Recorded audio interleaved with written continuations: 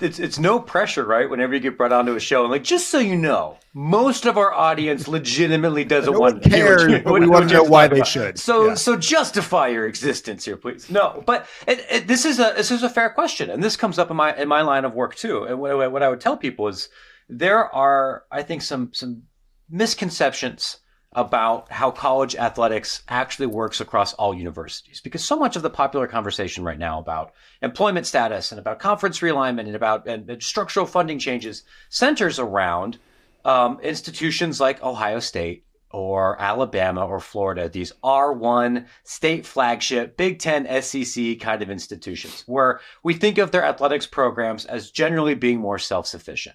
They have different problems. And if we want to talk about what this means for the R1 flagships or the Ivy Leagues or those folks, that's great.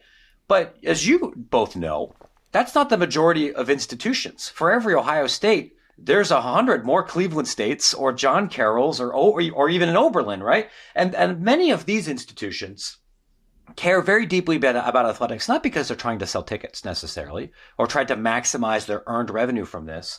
They care about athletics because this is a critical enrollment strategy. It is a critical student recruitment strategy. It is critical for the universities that might struggle to achieve a certain level of diversity through their traditional recruiting, student recruiting methods, and also a way that they interface with their donors, that interface with their state house, and how they reach out to their community at large. I think about this a lot in my neck of the woods. I'm from Ohio. I'm based in Chicago. I'm a Great Lakes guy.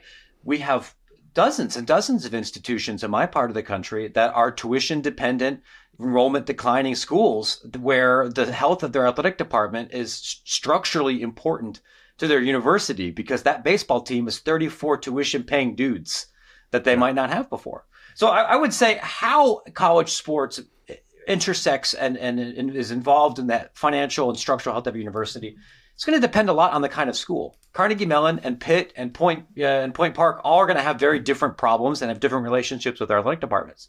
But it does matter. And it might not matter the way that the faculty union thinks that it might matter, depending on your institution. And that's a big part of what I do every day, is trying to dig into and explain those things. I'm glad you brought up enrollment because I think it is an important piece that most people don't think about. I also love all the name dropping around the Big Ten and my home state of Pennsylvania. So really, this is my only party trick, right? Like I'll try to pull out whatever Division III institutions are within a 50-mile radius of where you are. Yeah, I think we're going to start naming cities later on and see if you can name a Point Park somewhere else. So we'll give you. I'll do my best. But